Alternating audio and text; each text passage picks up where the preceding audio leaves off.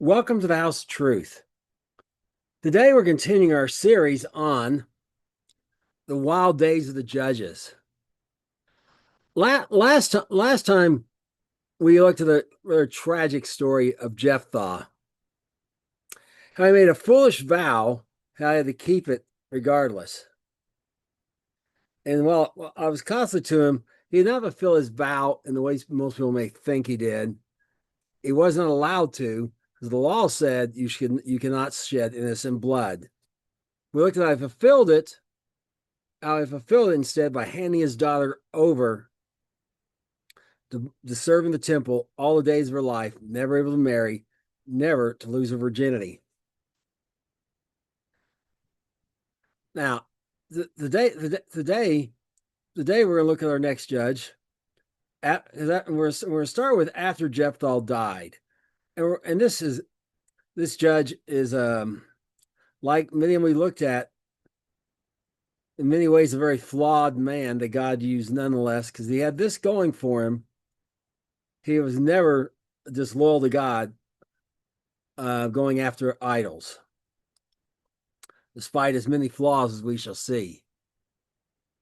So we begin here in Judges 12, verse 7 through 10, and we sort of pick up where we left off and talk about the judges that follow. And Jephthah judged Israel 6 years. Then died Jephthah the Gileadite and was buried in one of the cities of Gilead. After him, Izban of Bethlehem judged Israel. He had 30 sons and 30 daughters whom he sent abroad, and took in $30 from abroad for his sons. He judged Israel 7 years. And then died Izban and was buried in Bethlehem.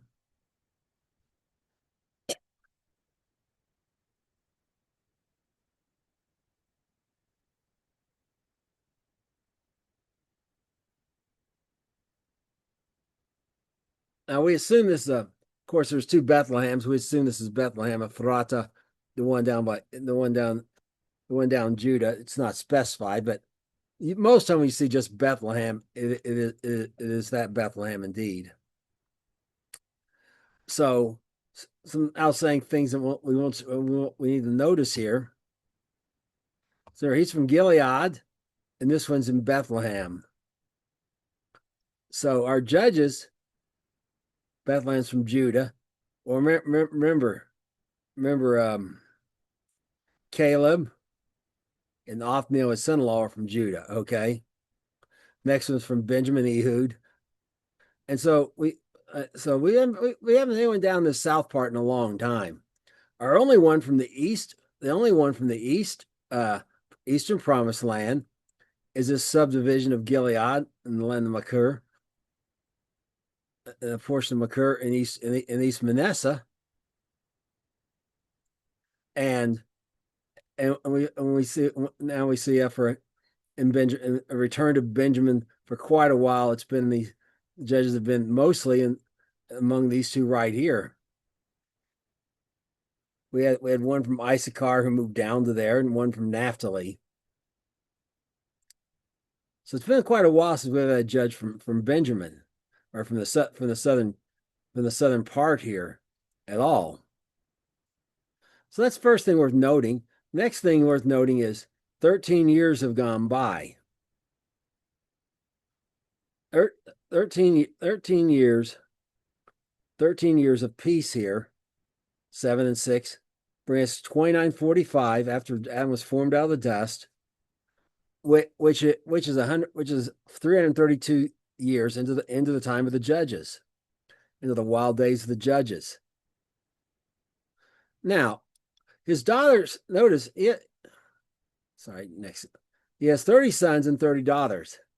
Obviously, he had multiple wives, as we saw Gideon had, which was part of the problem, always is. And notice he didn't have them marry one local. He sent them abroad. Now, when we say sent abroad today in a modern country, we mean we send them to a different country, often to a different continent. If we say we send an American, we send someone abroad, we usually mean we send them to Europe somewhere. in Europe, they say they studied abroad. They actually usually mean outside of Europe. It could be our country in Europe, but usually it means somewhere outside of. But that's not what he's probably not what he's referring to here. It's probably referring to abroad from Benjamin. Or I'm sorry, from Judah, abroad from Judah. And so what's he doing here? He's strengthening the alliance of all these tribes. It's like a political thing, just like we see with kings all the time. He he he he's getting heads of families from here, their daughters to marry his sons, and his sons. Bethlehem's right about here. You saw on the map, but it's right about there where I got the perhaps where that split the mesh in Beth Shemesh there, and it's 8 miles south of Jerusalem. So this is probably what it means abroad. Probably didn't mean he sent them to other foreign countries and took daughters from them. Probably not in the car, a foreigner. Well, it's more than a foreigner, I guess. Ger's a stranger. It's usually Nakar usually refers to someone from outside of another ethnic group, and Ger usually refers to someone from another ethnic group that's living among the people of Israel. But anyways, so it's probably so that's probably what's going on here. He's doing this and sort of king-like maneuvers like we saw with Gideon, refusing to be the king. He started acting like a king in a lot of ways. And that's the same sort of behavior we're kind of seeing here from this Izban with this, them doing this abroad. So now 7 years. Jephthah, heartbroken, didn't live long. Perhaps this guy was just older. I mean, he didn't have these 7 years and these 30 cents, $30 in 7 years' time. So he's probably older when he became judge. Remember, the judge's main job is to be able to walk in the commandments of God and settle disputes about them according to the law between them and work with the high priest in doing that. Now, we're going to continue on with the judge after him, and we're going to see in Judges 12, 11 through 15, we see the following. After him, Elon, a Zebulonite, judged Israel. He judged Israel 10 years. And Elon the Zebulonite died, was buried in Aijalon in the capital of Zebulun. After him, Abdon, the son of Hillel, a Paranthite,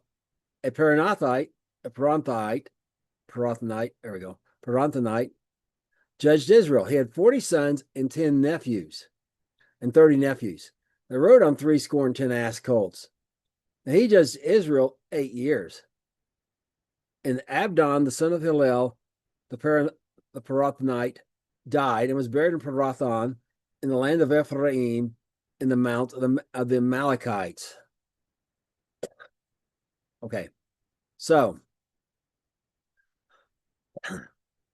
what we see, what we see here, we get a judge here now. Now we're back up here, back towards Ephraim again, very kind of judge heavy in these two. Well, now Zebulun's got now judges come out of Zebulun.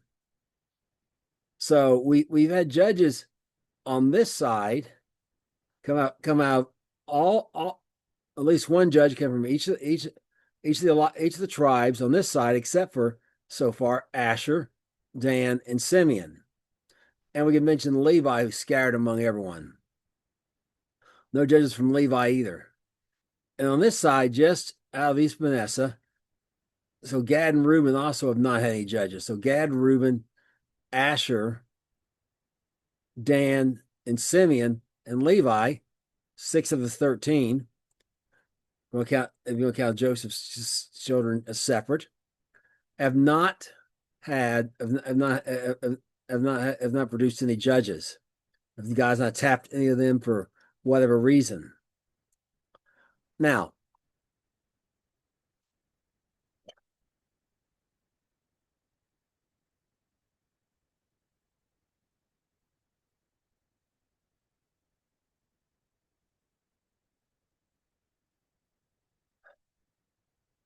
notice again that pattern again of 70, 40, and 30. You know, of course, those numbers there speak of something.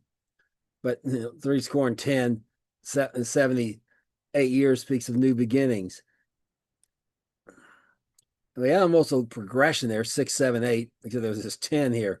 So now we've got 18 more years that went by,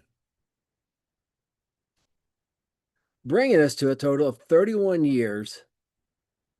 31 years of peace, of peace in these judges. Remember, the Ammonite oppression ended. 31 years of this goes on. And that's significant because we talked about last time, there was this pattern going on from when they left Egypt. One generation, about 40 years, would serve God. The next one would rebel. The next one would serve him, about 40 years, and so on and so forth. We had this 80 years here.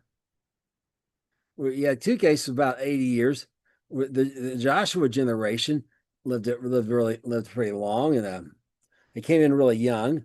Another one here, we had another similar situation here after the Moabite began. But other than that, it's been a pattern most time of 40 or 40, and the pattern's been that generation that one generation saw God deliver Israel, they serve him, that generation dies. The next one rebels against him. They cry out to him.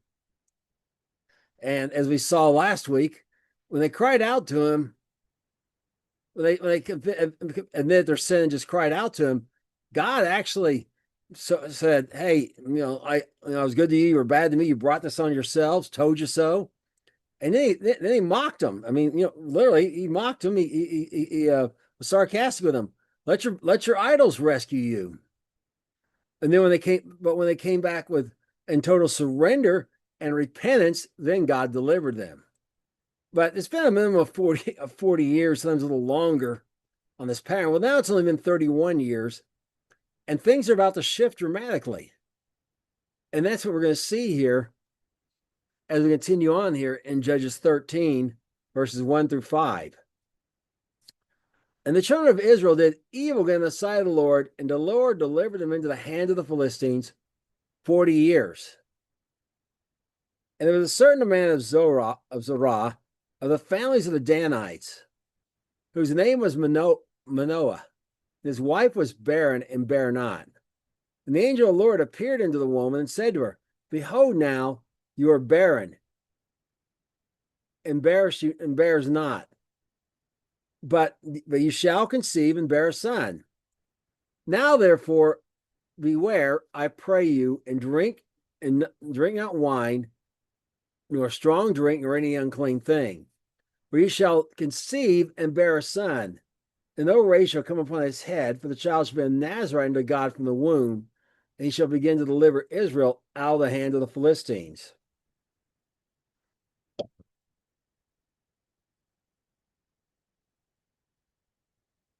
So notice they did evil again, but this time not always been at least 40 years. 40 being kind of regular, so this is like a double 40. But now it's only been 31 years, and it's significant because it means the generation that saw God's deliverance earlier hasn't even died off. If they were 20, if they were 20 when they were delivered from the Ammonite oppression by Jephthah, they're only 51 years old, and they've already turned against God and done evil what's in his sight, which means they're going back to idol worship, and that's kind of what the root, and that causes all the other evil that seems to generally springs up out of the idol worship aspect. Okay, and they're back at it. Most of them, but God always has the Lord always has a remnant, and among that remnant is this man Manoah and his wife. Now notice she's barren and bear not. She's seems like a little redundancy there. But the point is she's barren and she never did bear. It's not like she miscarried at some point or something. She never even did that. Just never conceived. And now there's a promise here of a supernatural birth, like we saw before with Isaac. and we saw before with Isaac, and talks about about with Baptist, John the Baptist, Messiah. Where's another example of a supernatural birth that's being promised? And notice there's some conditions here. This woman is not to drink wine or strong drink or not any unclean thing. That seems a little stranger to say not any unclean thing, because the law said as part of this of those commandments those commandments of custom to mark them as a group, an ethnic group separate from all the others of the world. Every ethnic group has their own food. Well, the food is more about what you don't eat in this ethnic group, and that's unclean things. Nonetheless, he's telling her to be extra careful. And the reason is because this child from the womb doesn't mean from birth, it means from conception. From conception, he's going to be a Nazarite unto God. And this will become clear here in a minute. So she can't drink wine, and she's got to be extra careful as well, because eating unclean would make her unclean and polluted, and her child that's in there would be the same way. And notice he's going to begin to deliver Israel out of the hand of the Philistines. And we'll see as we continue, as we go in the book of as we go in the days of the Judges, the deliverance from the Philistines doesn't come for a long, long time. But this 40 years we're going to look at the beginning of those 40 years is when this angel comes. So this child has to be conceived and born and grow up. Okay.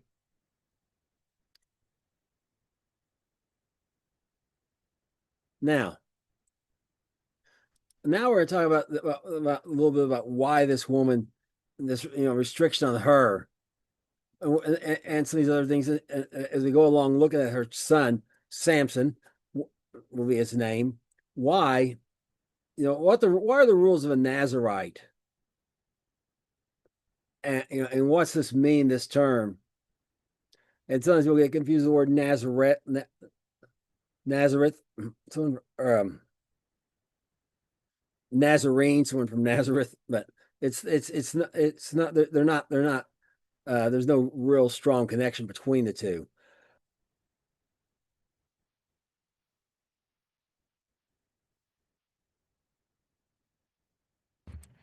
So we're going to look at the beginning of these rules right here, or laws commandments concerning the Nazarite. And the Lord spoke unto Moses, saying, "Speak of the children of Israel, and say to them, either man or woman, or woman when either man or woman shall separate themselves to a vow of the Nazarite, to separate themselves unto the Lord. He shall separate himself from strong wine and strong drink, and shall drink no wine or vinegar, or vinegar of strong drink, neither shall he drink any liquor of grapes, nor eat moist grapes or dried. All the days of his separation shall eat nothing that is made of the vine tree, from the kernels to the husk. All the days of the vow of separation shall no razor come upon his head, to the days be fulfilled, which he separates himself unto the Lord. He shall be holy. He shall let the locks of the hair of his head grow."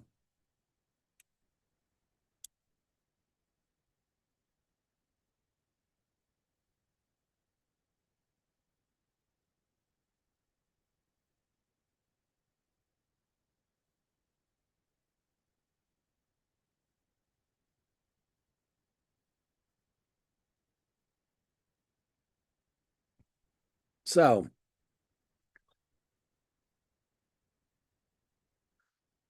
okay, so notice this: separate themselves unto the Lord. We talked about someone being dedicated to the Lord, like Jephthah's daughter last time. Well, that was a permanent dedication, and this is a limited dedication, generally speaking. And often people would vow to be severing themselves unto the Lord for so many days, maybe not untypical, say 90 days. And during that 90 days, they can't cut their hair, except they can't drink wine, they can't drink alcohol, But no, notice they can't even touch the grapes. Not even the grape seeds, the grape pits, or the skins. Not even vinegar, vine gar, literally gar being bitter from the vine, but we say vinegar, okay, but it's vine gar from days of old. Anyways, nothing. They can't drink grape juice. They can't even eat raisins. They don't have to have anything to do with grapes whatsoever.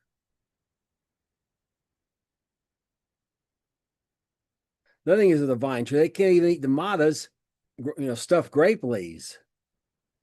Well, that's one thing. The other thing is they're not to have their hair is not to be touched. That says no razor come upon his head. It doesn't mean just the top of his head. It means his beard as well.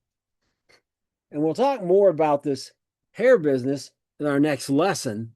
We'll go into more detail, perhaps some pictures, illustration to maybe perhaps make it a little easier for people to understand, to see it. But they're not the shave, not just their head, but their beard as well. So, get these pictures that you may have seen of Samson or whatever, who's a Nazarite, clean shaven out of your head. Didn't happen. Long beard as well as long locks of hair, which we'll discuss. We'll go into the hair and beard business in greater detail next week. But just keep this in mind. But the important thing is he's separated himself with the Lord. He's got to stay in a clean state. And that's why his mother can't, extra careful not getting anything unclean, an unclean animal or whatever. And the other thing is, the mother is feeding the child what she eats. She can't drink. That's why she can't have anything from the grapevine and liquor and wine and the like as well. Of course, this is going to have an effect on the Nazarite because wine is often associated with celebration and mirth and whatever in the scriptures,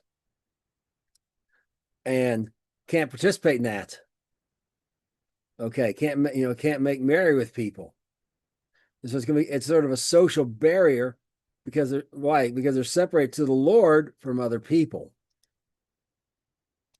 Now we continue on in number 6, verses 6 through 8, with some more rules about this, or commandments about this Nazarite vow.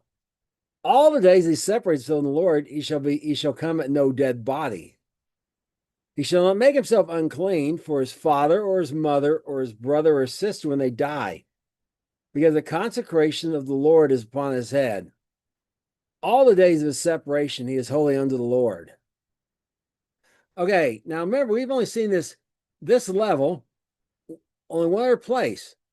The high priest. Remember, the priests could make themselves unclean for anyone except their immediate family. They had an exception for these. Their sister, their sister, if she hadn't married, etc. Okay, and their wives.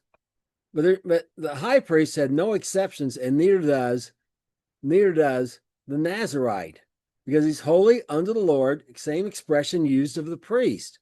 For how long? All the days of his separation, which normally is not lifelong, like here in Samson's case.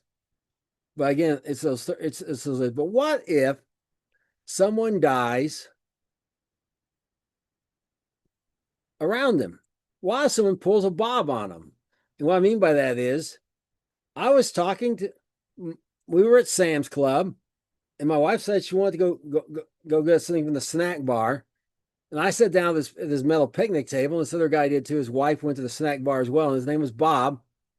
And I got talking to him about Messiah and so on and so forth. And Bob just fell over. And there was a paramedic standing in line to the checkout line. And he ran over and checked Bob. And Bob was dead. Bob died just like that. I mean, I don't know. It's like going a little bit of an extreme to get out of a conversation, but Bob died just like that. I had no idea Bob was going to die.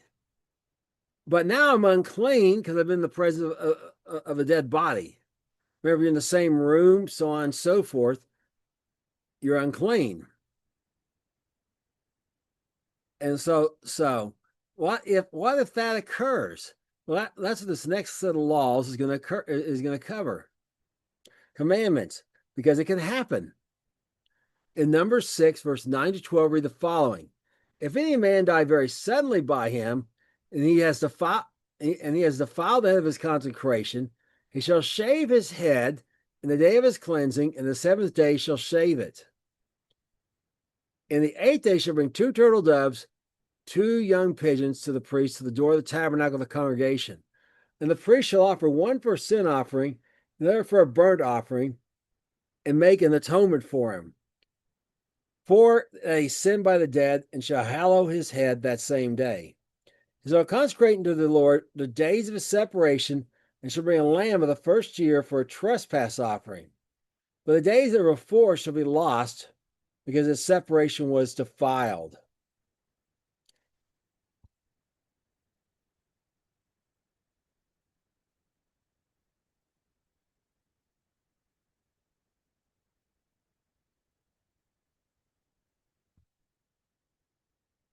Okay, so someone dies suddenly by him, someone pulls a bob on him. He's now been defiled. So he has to wait 7 days. 7 days of his cleansing, where he's gonna, if it's not spelled out here, but other places where it's like that, you have to take a bath each day and wash your clothes. Very typical. And then he has to shave his head. All that hair he had that for his vow, the hair of his vow, has to shave it and throw it away, basically. And then on the eighth day, he has to bring in this offering.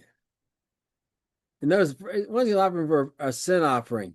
Well, it was he didn't sin, willfully or anything here, but nonetheless, the idea of the sin is he became unclean when he wasn't supposed to. Never a burnt offering to make peace, okay, make an atonement for him. For he that sinned by the dead and shall hallow his head that same day. Okay, now he basically has to start over. He has to bring this lamb. He has to start over. Remember, I mentioned often it's like 90 days. If he was on day 89 and someone bobbed him, pulled a bob on him, then he has to start completely over. He went 89 days, and darn, someone pulled a bob on him, and they just fell over dead. And now 8 more days go by, and now he has to do it. And I start all completely over.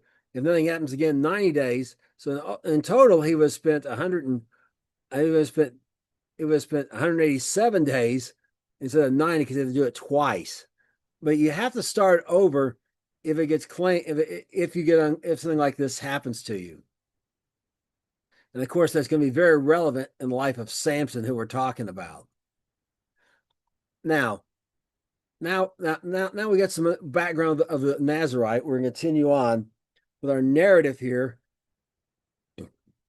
about this Nazarite who's not been born, who's not even conceived, who's not even yet conceived. So Judges 13 verses 6 through 9 read the following. And the woman came and told her husband, saying, a man of God came to me. His countenance was like the countenance of an angel of God, very terrible. But I asked him not from where he was, neither told me his name. And he said to me, behold, you shall conceive and bear a son, and now drink no wine, nor strong meat, nor eat an unclean thing. But the child shall be a Nazarite to God from the womb to the day of his death. And Manoah entreated the Lord and said, oh my God, oh my Lord, let the man of God which you did send come again unto us, and teach us what we shall do unto the child that shall be born. And God hearkened to the voice of Manoah. And the angel of the Lord came again to the woman as he sat in the field. Manoah, her husband, was not with her. Okay, notice this thing about this angel of the Lord, Malach Adonai. Is that Malach Adonai we've seen showing up over and over again. And notice the countenance of an angel. But look, he appeared to be a man of God. a man of God, a man, also the angel of the Lord. Malek Adonai. We'll look and we'll see this, and we'll see some more significance of this as we continue with our narrative here.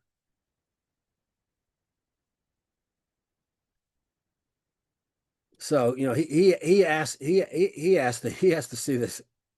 He asked to come to it for them to come, and notice what he wants. How shall we do? How are we going to raise this child?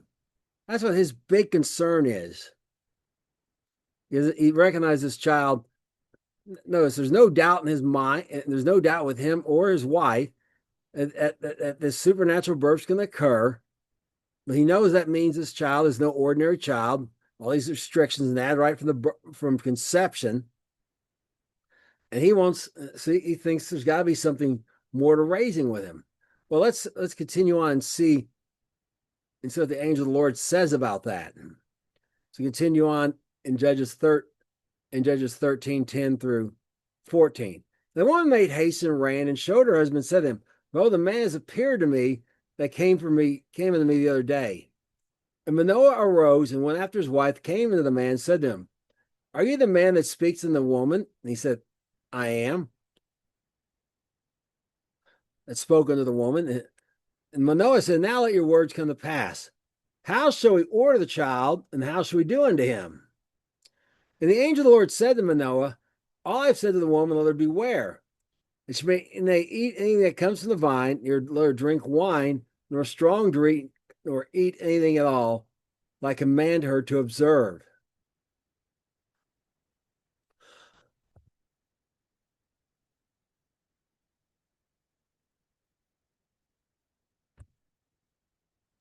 Now, one significant, notice the man is also called the angel of the Lord, the Malek Adonai.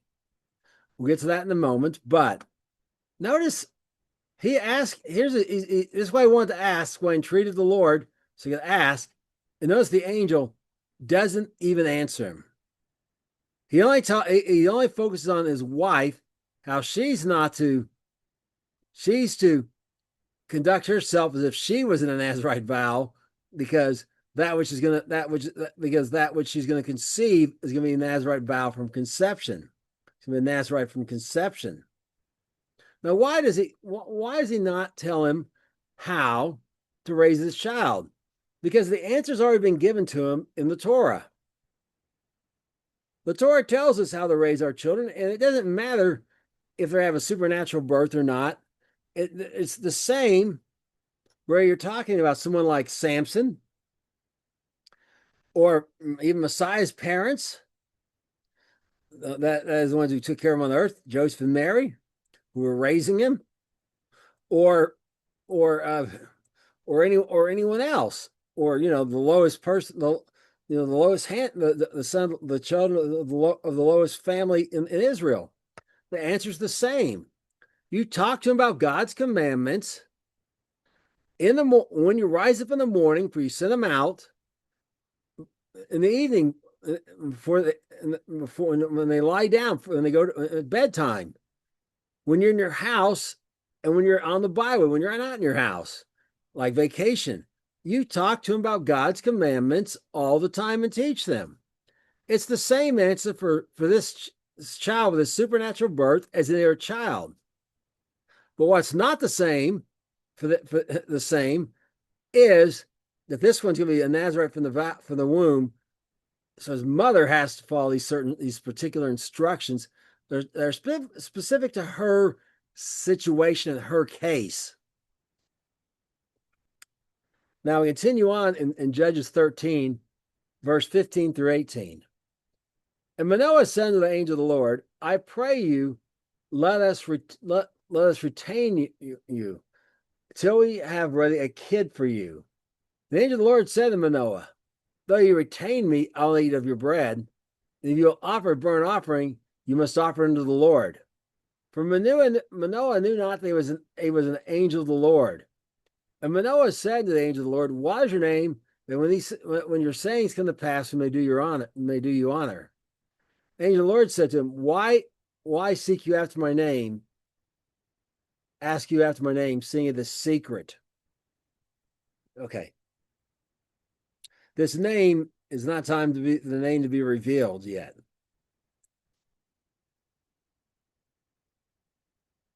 And he's going to make this burnt offering. He thinks he doesn't recognize the angel of the Lord and thinks this man must be hungry. And it's hospitality.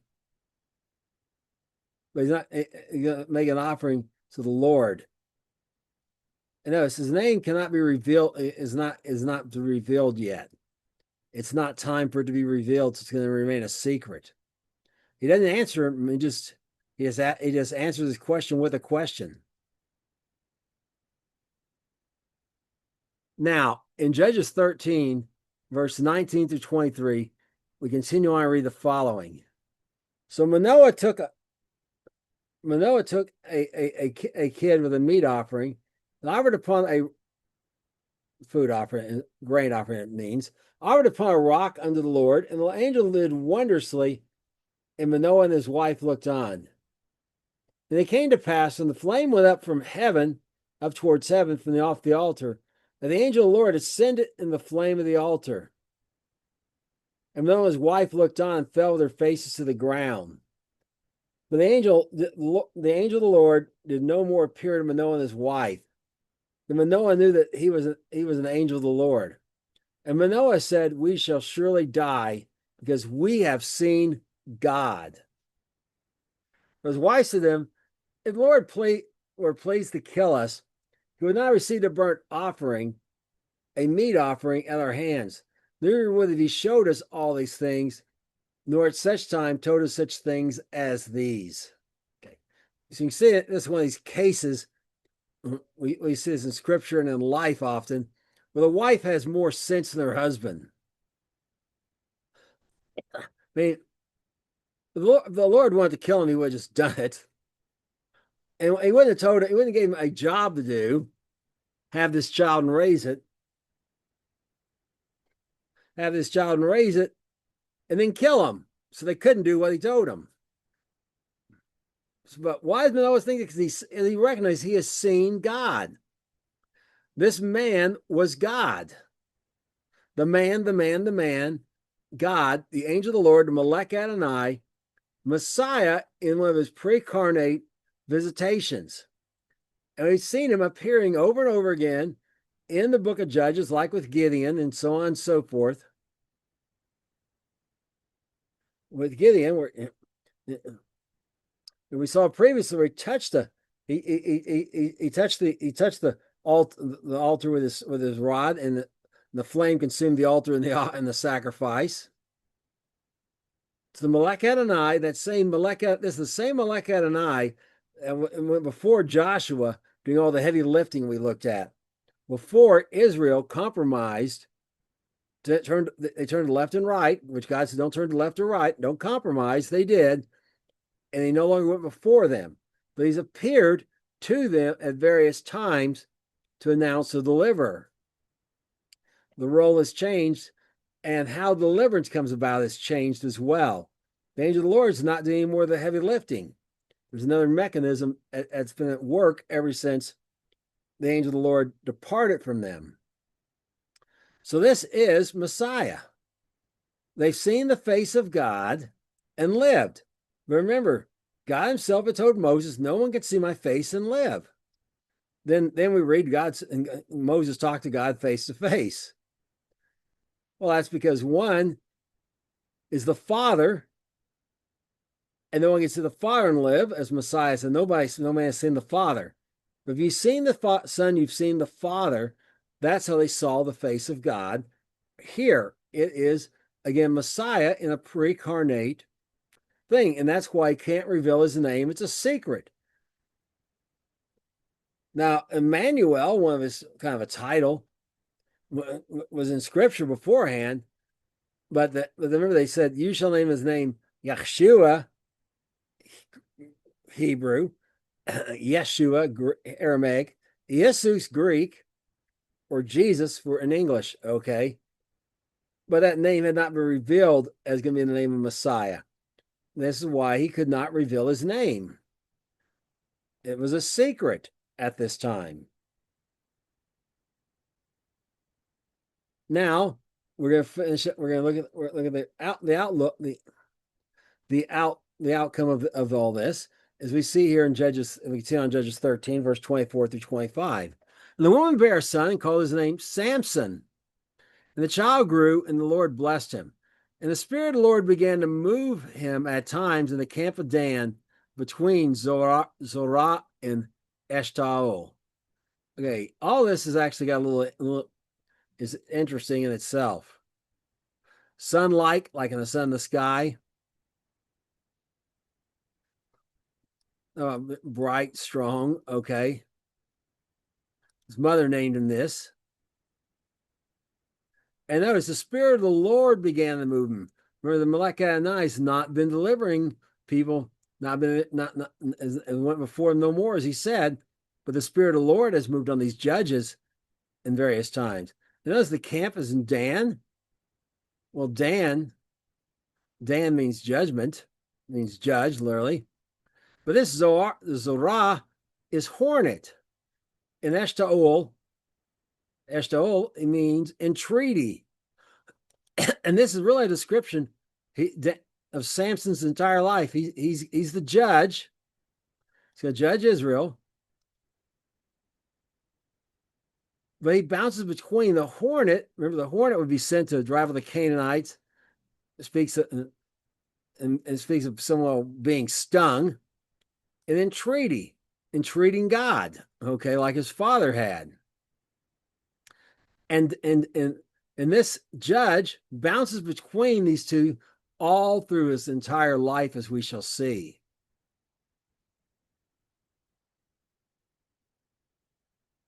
Now we're going to go to where now Samson's been born. He can be we're going to look at him being the grown Samson, beginning here in Judges 14, verses 1 through 4. Samson went down to Timnath and saw a woman of Timnath, of the daughters of the Philistines. And he came up and told his father and his mother and said, I've seen a woman in Timnath, and I said that right. Yeah, Timnath, of the daughters of the Philistines.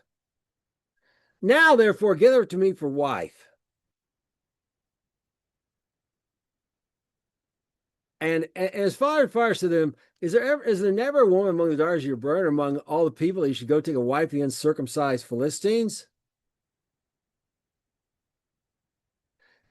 And Samson said to her, get her for me, for she well pleases me. But his father knew that was of the Lord. He saw occasion against the Philistines. For at that time, the Philistines had dominion over Israel. Okay, so notice they have dominion. They have dominion over Israel at this time. That's perhaps the first thing worth noting.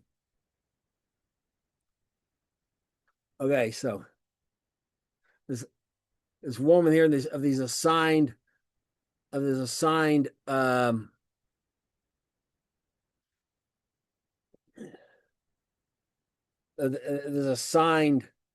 allotment. Okay, a portion. This allotment, there's a portion, assigned portion. Timnath, a different Timnath is where Joshua had been buried in this thing. It's a Hebrew town, city, village, whatever. But the Philistines have dominion, and she's living there. Perhaps one of the daughters, the daughter of the ruler of the sound, or something of that, of the one who's in charge of making sure the Israelites follow the Philistine orders, or whatever the case is. And this is head over heels for this woman, as we'll see. She pleases me well. Notice he hasn't even talked to her yet. I mean, for him, it's her or nothing, or no one. And we'll see that more evident how strong that is as we go along looking at the life of Samson. Now, notice, is there never a woman among the daughters of your brethren, or among all your people, all my people, they say. Talking about, first of all, their own little area. let's say all the tribes of Israel.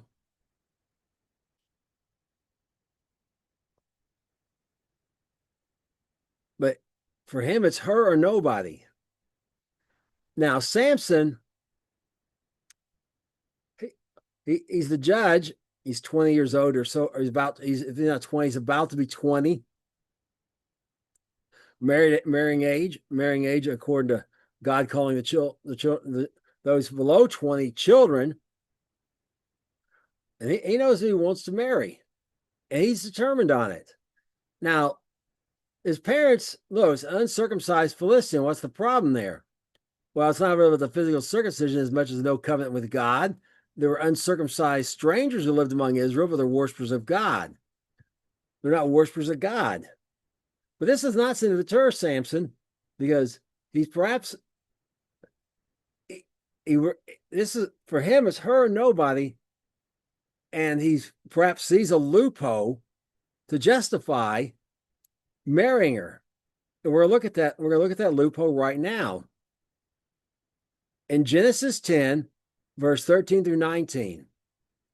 And Mitzrayim beget Ludim and Anamim and Lahabim and Naphtahim and Pathrusim and Casalahim, out of whom came Philistine and Caphtorim. And Canaan begat Sidon, his firstborn, Seth, Sidon, his firstborn, and Heth, and the Jebusite, and the Amorite, and the Girgashite, and the Hivite, and the Archite, and the Sinite, and the Avardite, and the Zemarite, and the Hamathite. And afterward, all the families of the Canaanites were spread abroad. And the borders of Canaan from Sidon, as you go towards Gerar, under Gaza, as you go under Sodom, and Gomorrah, and Abna, and Zeboim, even to Lasha. Okay, so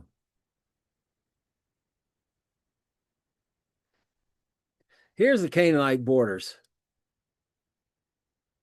Sidon, okay, up here, all the way. Remember, this down here, this down is just on the way to Egypt, the garage down here. So it's just saying this whole area here, largely what's in purple, perhaps not quite all that, perhaps a little bit of this. The Syrians are up here, except, but you gotta get the idea. I'm way over here. Okay, Sodom and Gomorrah is over here, and so on and so forth. Amnon went up to this Yavik. Here's the Yavik River right here that separates it, and here's the Aror.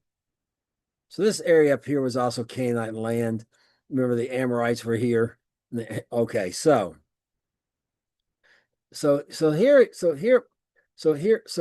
this big area they are, and all of them came from Canaan.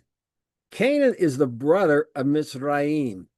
Mizraim is Egypt, means doubles. And indeed, there's the lower Egypt and the upper Egypt. The Great Pyramid sat in the center. After they joined, was in the center of Egypt. Before they joined, it was the border of Egypt to mark the border between North and South Egypt. Upper Egypt and Lower Egypt, I guess I should say. And so it's both. So it's spoken of both as being on the border and in the center for that reason. Well, who comes out? Who comes out of the Egyptians? Well, one of the sons of Metzrim who began the Egyptians is Casalahim. Casalahim, out of him came the Philistines. Out of his descendants is the Philistines.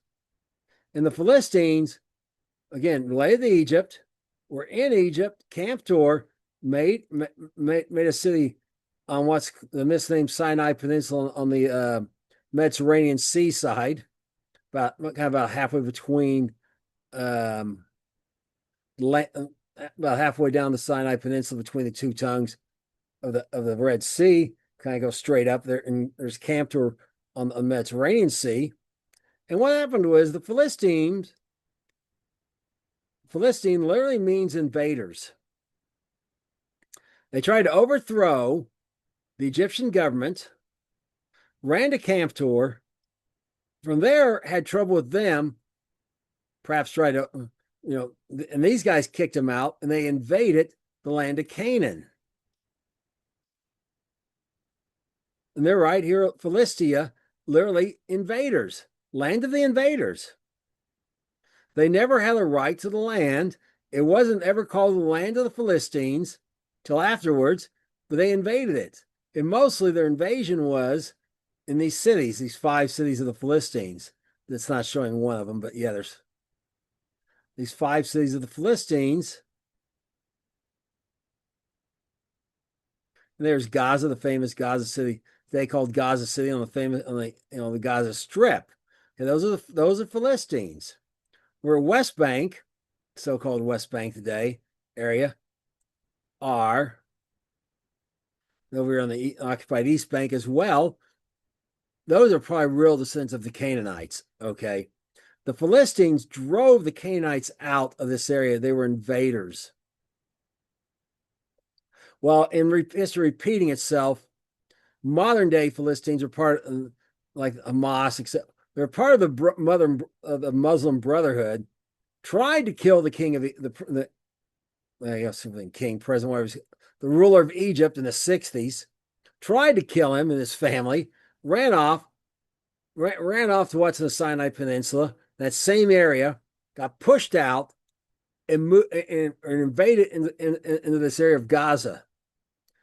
And the 6 Day War was over. Israel tried to give this to Egypt, and the Egyptians said, "No way! They're troublemakers. They try to kill us. They're going to attack you one day, and we don't want to be responsible for that." And of course, all that's happened. So but the point here is the Philistines are not Canaanites. A relevant point to our story here was Samson, because here's what the law says about Canaanites. The letter of the law, Deuteronomy 7, verses 1 through 3. When the Lord your God shall bring the land which you go to possess, shall cast out many nations before you, the Hittites and the Girgashites and the Amorites and the Canaanites and the Perizzites.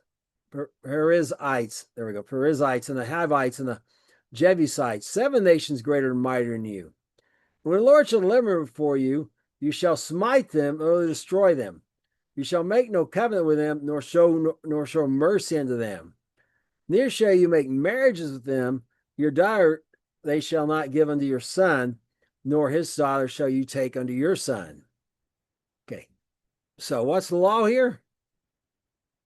The Canaanites, you're not to marry them.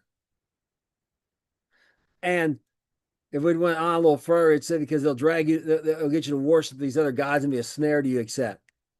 But Rahab married into the line of Messiah, as a matter of fact, in the line of King David. Well, why? Because she wasn't turning away from God.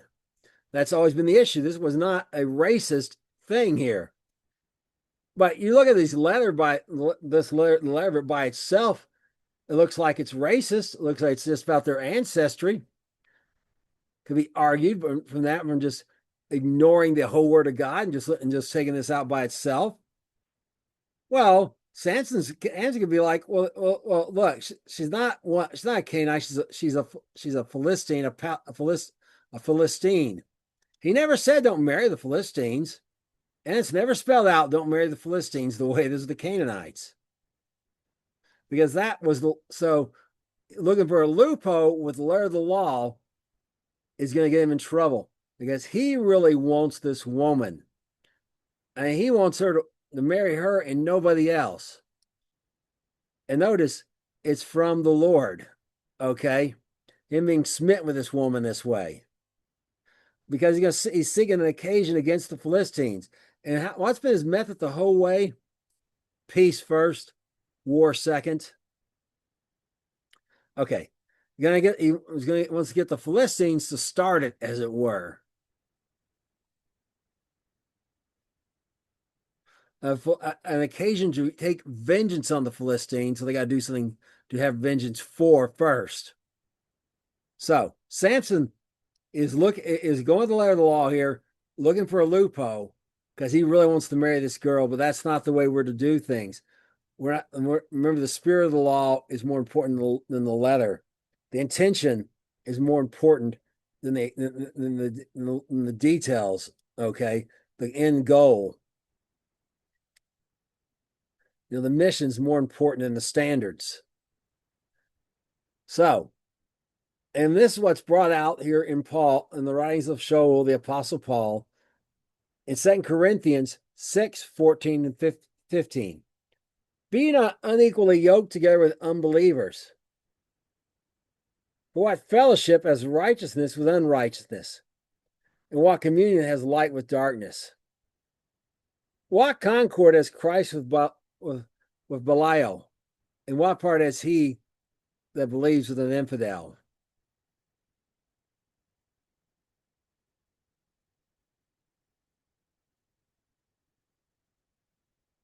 Be not unequally yoked with unbelievers. There's the key thing. Remember, Rahab was a believer. Okay to marry her, even though she's got this other ancestry, this other ethnicity. But she's not really. She's become part of the people of Israel. She's going to switch ethnicities. But she's a believer. They can marry her. But this Canaanite woman is an unbeliever. There's no indication she's a believer of God in the narrative.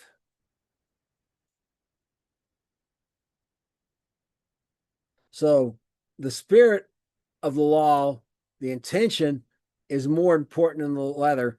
And the story for us is don't be looking for loopholes in God's word to get so you can do whatever you want to do. Don't have the Samson attitude, not your will, Lord, be done, but mine. Have the Messiah attitude of not my will be done, Lord, but yours.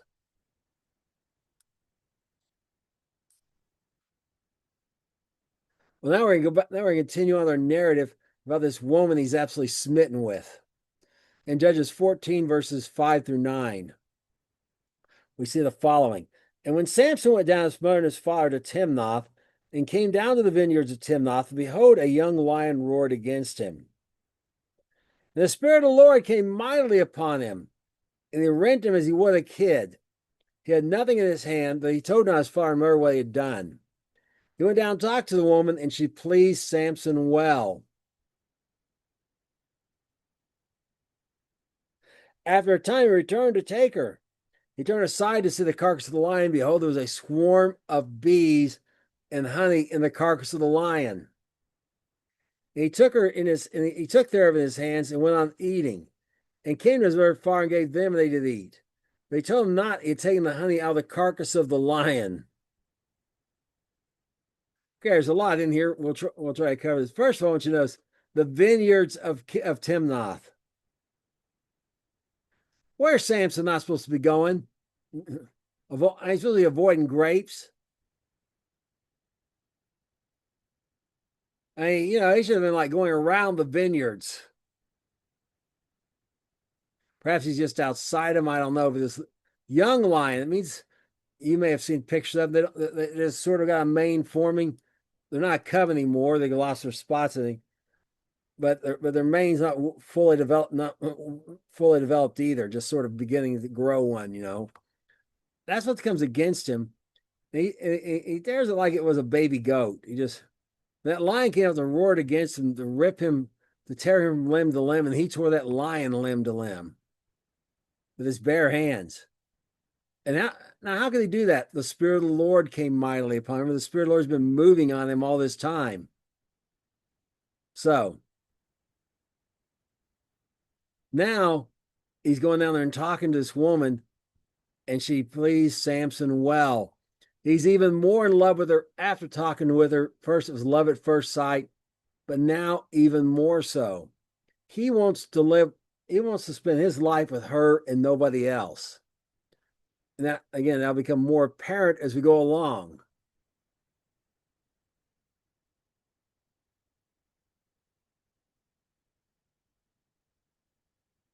And he returned to take her to see his mother and father, probably. And and he turned aside to see the carcass of the lion. Or he returned to go down that. So he's gone back. It's been a little bit, a few days, perhaps, not make plain the narrative here. And there was a swarm of bees and honey in the carcass of the lion.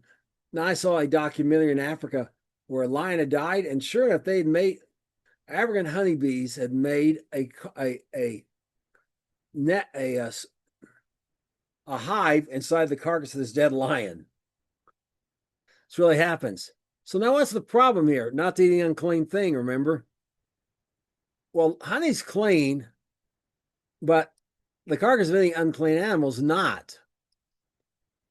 And anything that touches it is not clean, like honey. So now this honey is unclean. Samson has just defiled himself. Oh, really, he was unclean when he killed this. Because anytime you come in contact with the carcass of an unclean animal, you're unclean. So he's been unclean this whole time. But he's defiled, and he's not just defiled himself now, but he's defiled his parents as well by giving them this food. They become unclean, don't even know they're unclean. Because Samson's very private, very secretive, doesn't say things to people unless necessary, likes to keep things to himself. And that's probably partly from this Nazarite thing. He's been separate from everyone else his whole life. And as we shall see, it's causing him to be a loner.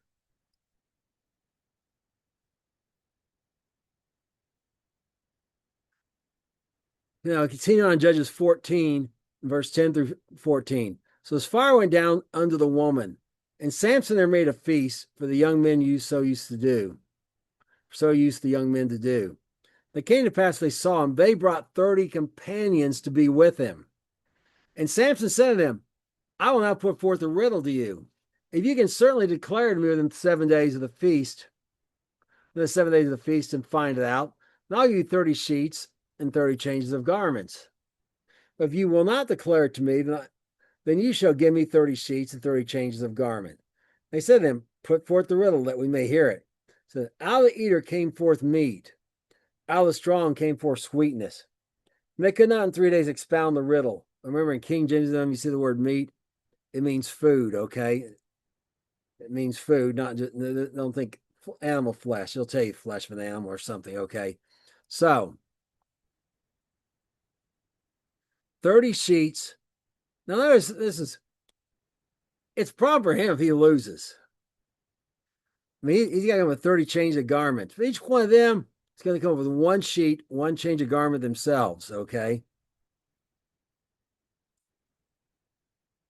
Now, why Samson is doing this for bragging rights as much as anything else? Why does 30 changes of garment? He can wear a different one every day. Every time they see him, they're going to remember, oh, we lost the bet to Samson. Bragging rights, as we say it. Also, trying to get something for nothing. This is the first incident of gambling we see in Scripture, and that's the root of gambling, of all gambling, is it's trying. God says work and get paid.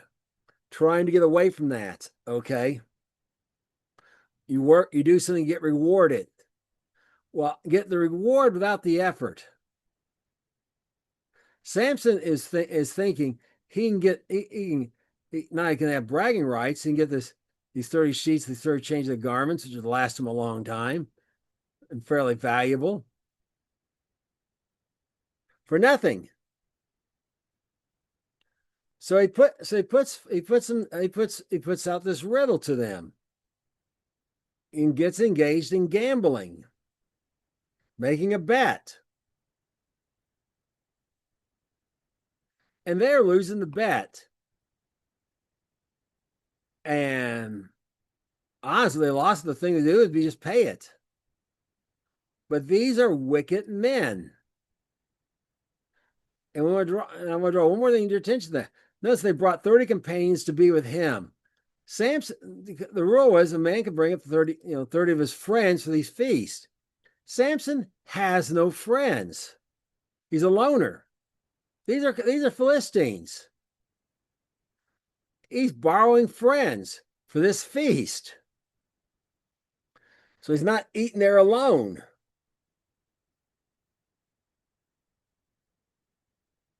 So he's not feasting alone.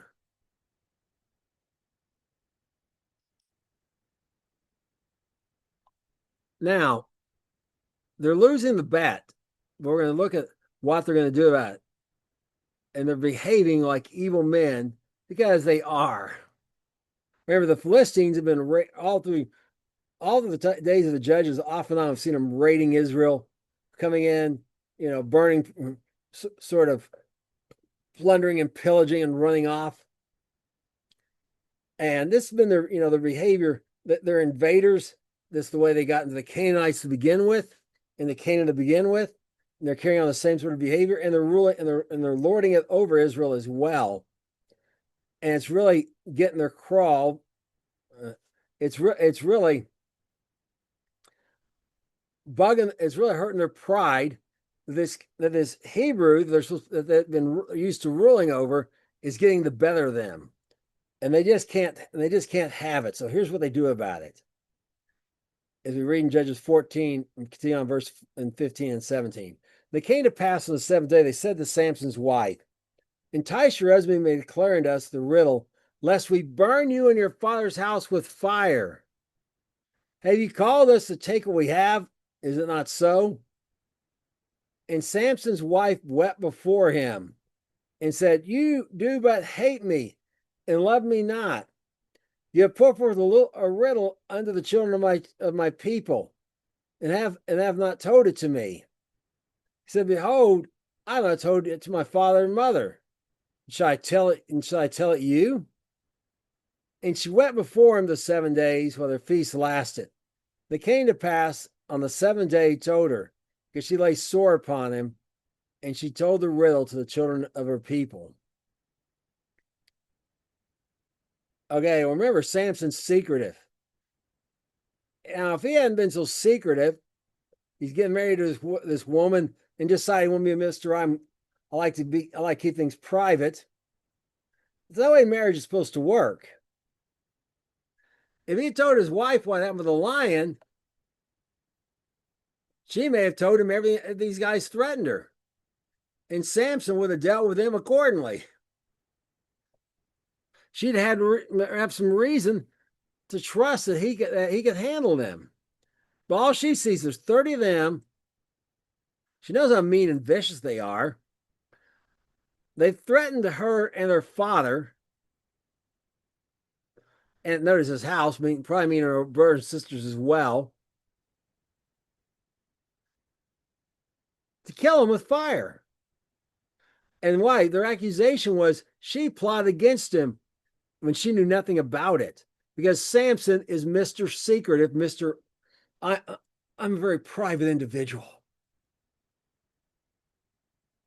And this attitude has caused his wife all this trouble. And it's going to cause Samson a bunch of trouble as well.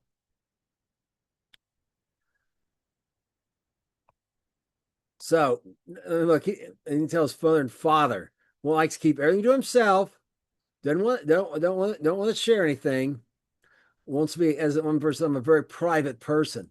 But the Bible told us it says there's a time to keep things quiet and a time to let them out. It never does to be a private person who just keeps everything to yourself.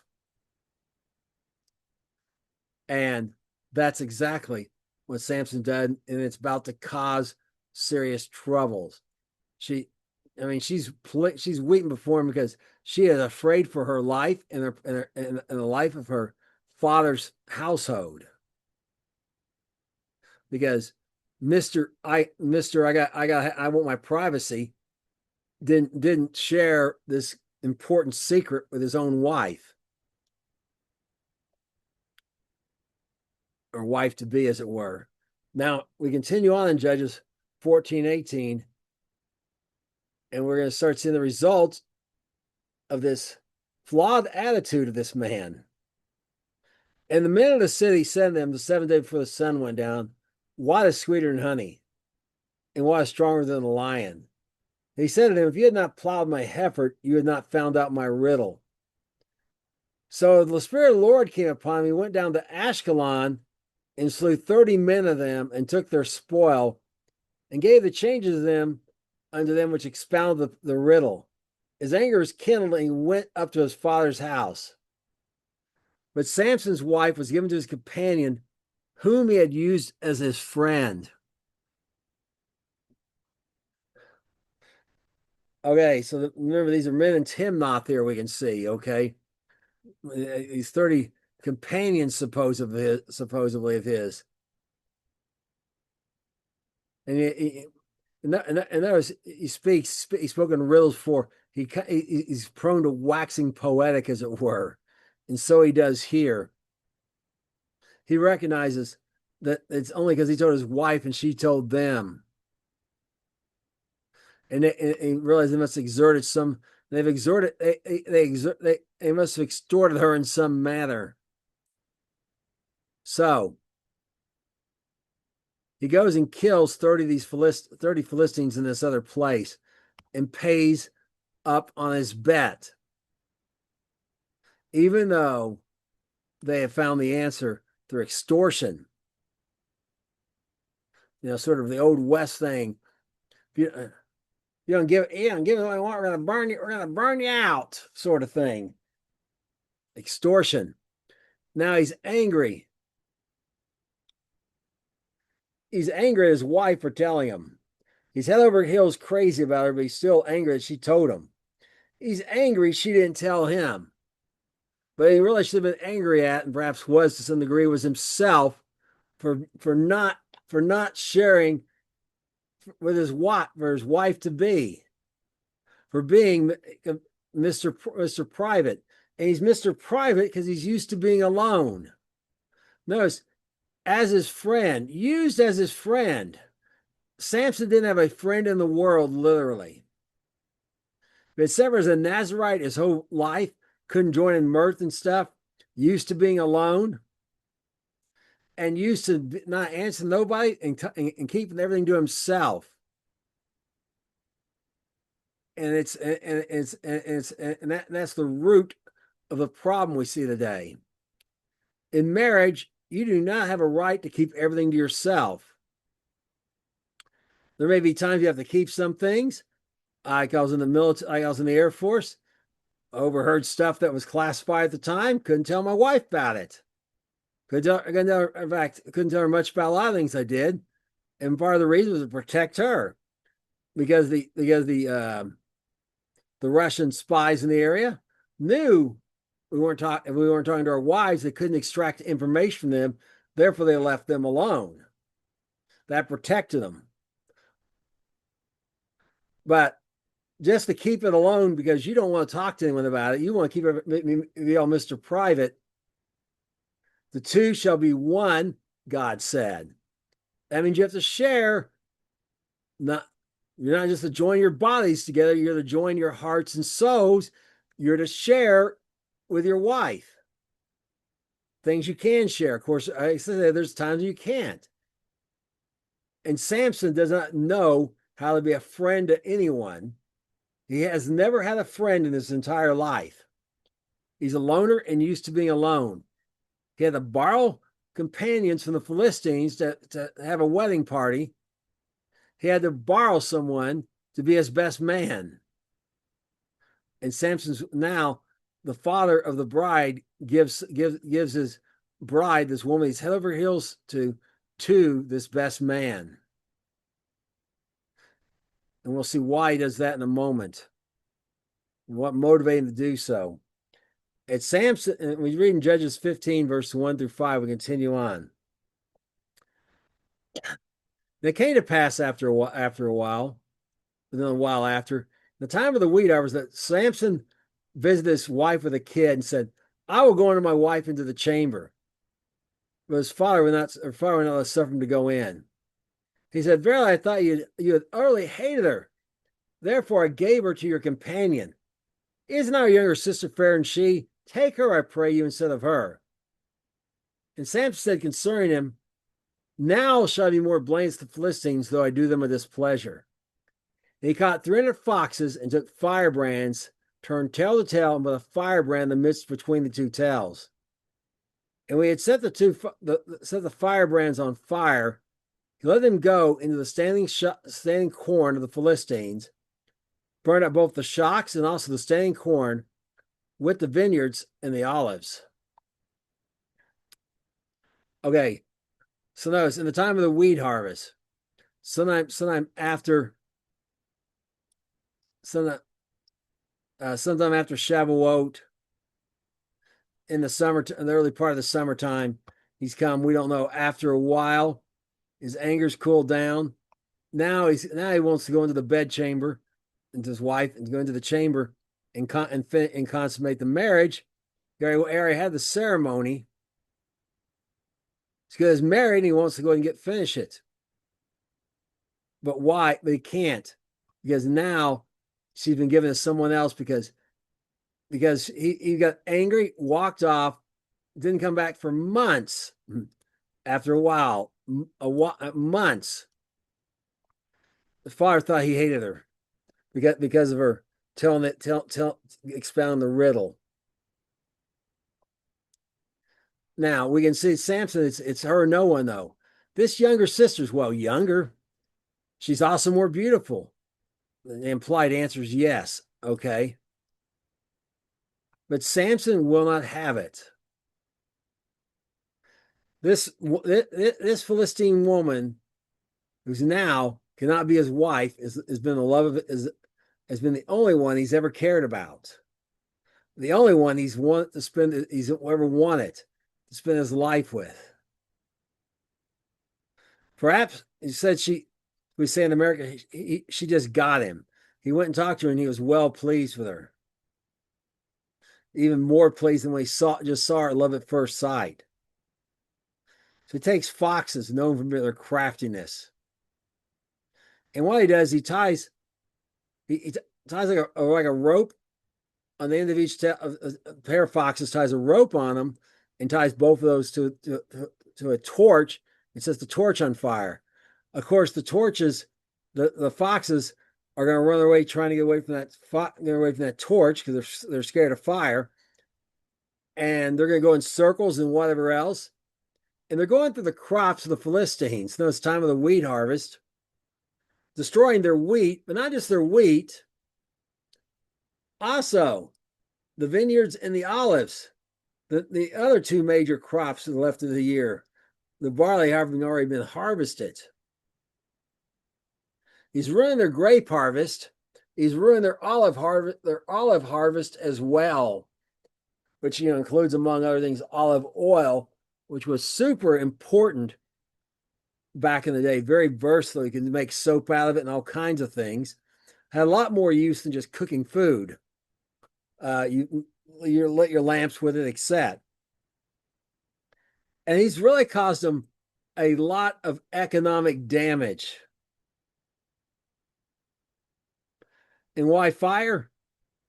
Perhaps he's heard rumor of their threat and the way they threatened his bride, this woman he loved, with fire. So he's just going to do economic damage to him. But they again, disproportional thug mentality. They recognize that they've done him wrong, but now they're going to take revenge and really anger him. Well, we'll see. Then the Philistines, as we see in Judges here, 15:8 through 6:8, their response. And the Philistines said, "Who has done this?" They answered, "Samson, the son-in-law of the Timnite, because he had taken his wife and given her to his companion." And the Philistines came up and burnt her and her father with fire. And they said, and Sam said to them, "Though you've done this, yet I'll be avenged of you. After that, I will cease." And he smote them hip and thigh with a great slaughter, and he went down and dwelt in the top of the rock Atam. Okay, I probably should have brought this up earlier. Remember, we went down and slew these 30 men. He was now unclean and start his vow over again. And that's part of the reason for it. Came past after a while. He had to go down there and get his head shaved and renew his vow, start over because he's around a dead body. Well, now that's part of why he's gone. His father-in-law doesn't know anything about that. But the Philistines blame the woman and her father again. They say they're mad at them. They take it on them for upsetting Samson, when in reality, they were the cause of the upsetting him in the first place. They should have just paid their bet the first. But now Samson kills them. He smote them hip and thigh. It means their bodies were stacked up. The bodies were stacked up to his hips and his thighs, and dead bodies of Philistines. This is at least those. I mean, this is more than that 30 killed. Perhaps a couple of hundred. He killed all of them that touched his wife and her father, in particular her. And now he's going to this. Now he's going to go on top of this rock Atam. And notice this about Atam again, or I shouldn't say about Atam itself. Samson again. Samson is going there to be alone, to mourn. First, mourning. He was mourning. It was mourning over his wife being given to another man. He can never marry her, but now she's dead. Perhaps another man could have died and he could have married her as a widow. For him, it's her or nobody. Wouldn't take the sister that was younger and more beautiful. He wasn't a Jacob, ruled by his eyes. His heart was with this woman.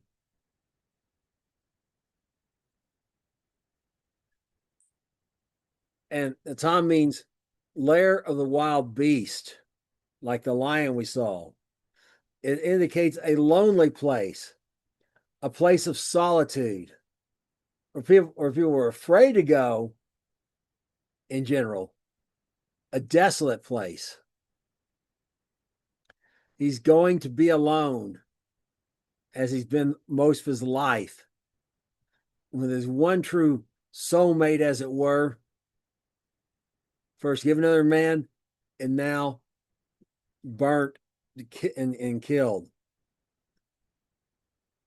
Well, they continue on in Judges 15:9 to 13, and we're see he was done with the Philistines, but they were not done with him.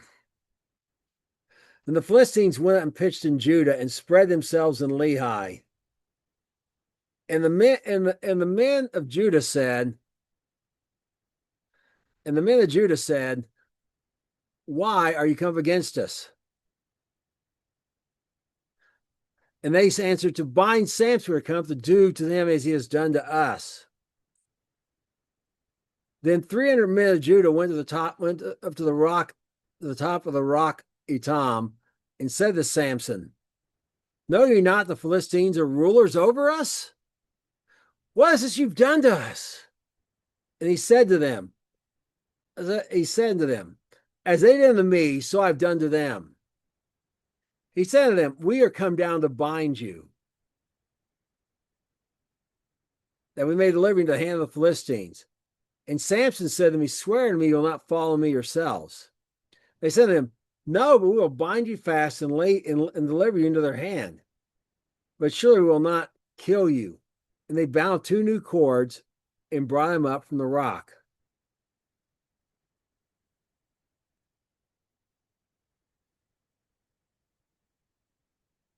Okay. So this place, Lehi, Jawbone.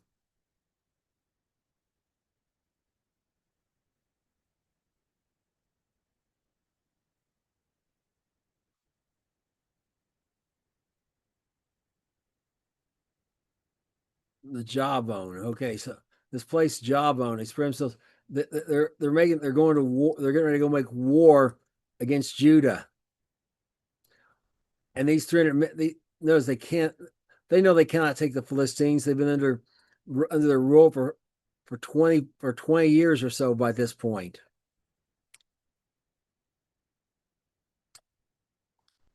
For over 20 years. So they go up to this solitary place, and Samson agrees to go down with him, so they'll touch himself because he has because he's there to deliver Israel, not to destroy him. But if they mess with the anointing of the God, the Spirit of God could come upon him and could take them out.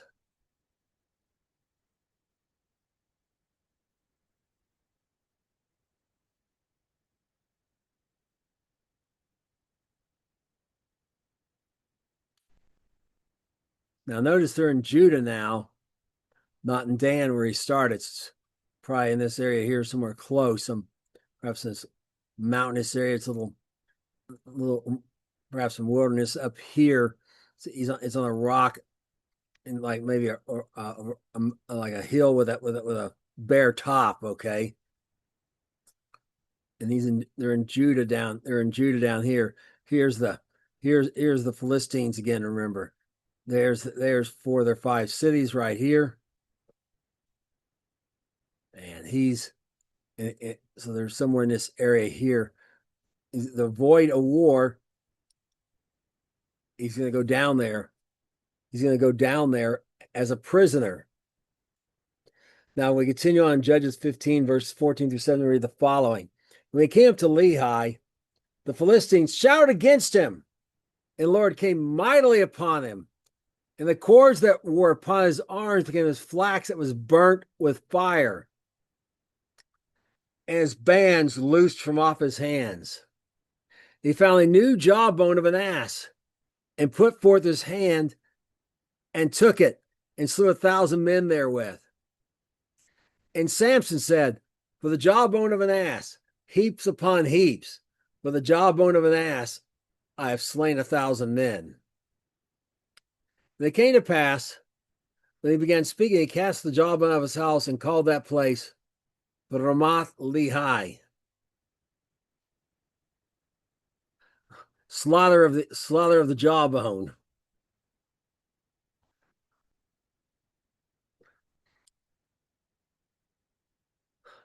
Notice the Philistines. Remember, the lion had roared against him before.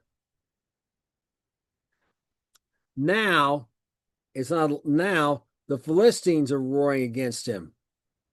And the same ideal in both cases. That roar, I'm going to tear you from limb to limb.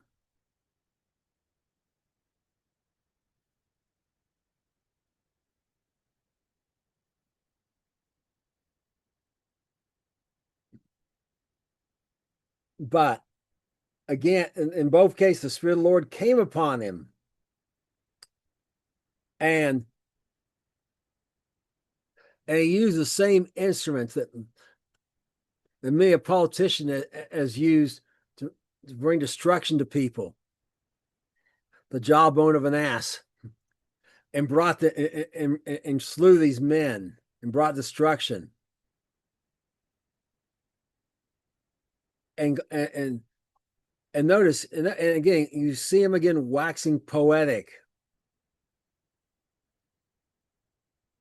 Heaps upon heaps. Remember, he was hip and thigh earlier. Perhaps it was one heap, but now there's heaps upon heaps. Then there came perhaps 100 people before, maybe 200, but now 1,000. And he calls the place the hill, the height of the jawbone, the heaps of the jawbone. Perhaps be a good way to say that.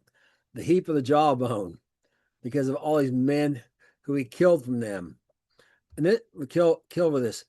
But this brings us to another important point. Remember, the Spirit of the Lord came upon him. But don't think when the Spirit of the Lord comes upon someone, like it's like in a cartoon you may have seen. or like where Superman, or maybe it's been exposed to kryptonite and gets away, and he doesn't even break a sweat to fighting the other people. Not the case here at all, because the Lord gives us the victory, but we have to do the fighting, and it is hard at times. And so we see it here with Samson. And he was sore thirst and called on the Lord and said, "Who has given me deliverance out of the hand? Who is you that have given deliverance into the hand of thy servant? And now shall I die for thirst and fall into the hand of the uncircumcised?"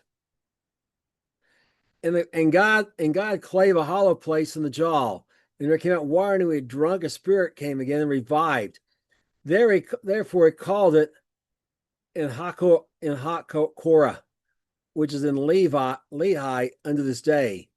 And he judged Israel in the days of the Philistines 20 years.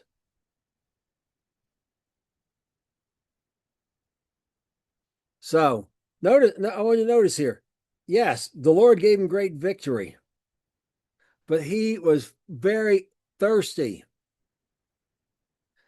It was still physically demanding on his body.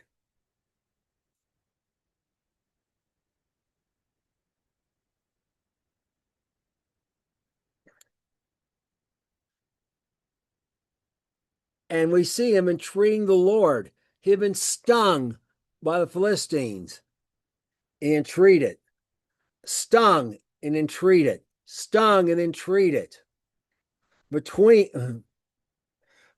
as we said, Zahor and Eshtaol, the hornet that the hornet, the stinging insect, and entreating. And so it has been with him. So this place is in Hakkorah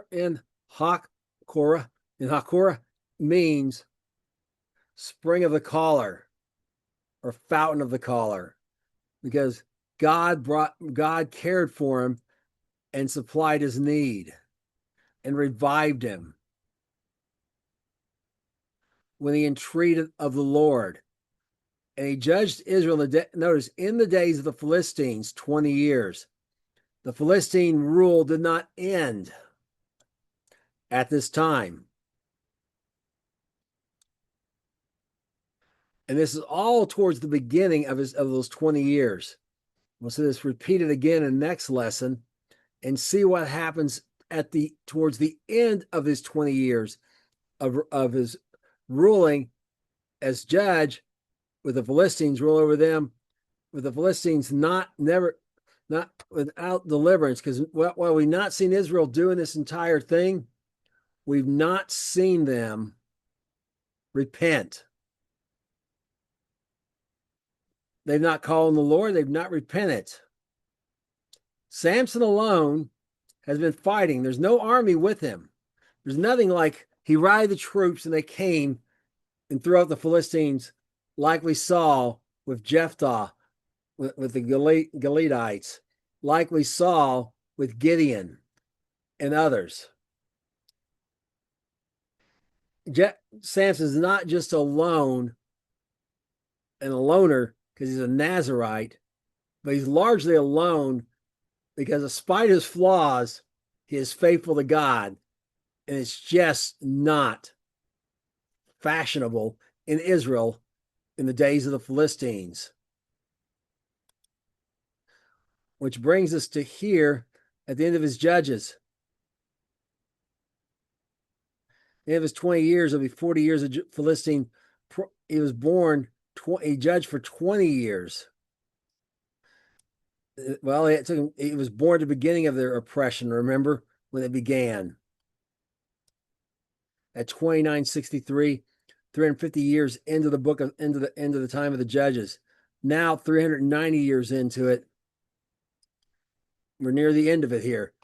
And Samson and they're still not gone. We will deal with that, and we'll deal with that later. Like I said, it's going to be a long period for the Philistine rule. For the Philistines are no longer a problem to Israel. We'll say that, not necessarily the ruling over them, but no longer a problem. So we need to remember this for ourselves today. Our takeaways. Men, don't be private with your wives when it comes to your wife. Share yes, you and her to share your bodies, but you're to share your hearts and your souls as well. You're to talk to her about what's bugging you. You're to have somebody. You're not to be Mr. Lone Wolf when it comes to your wife.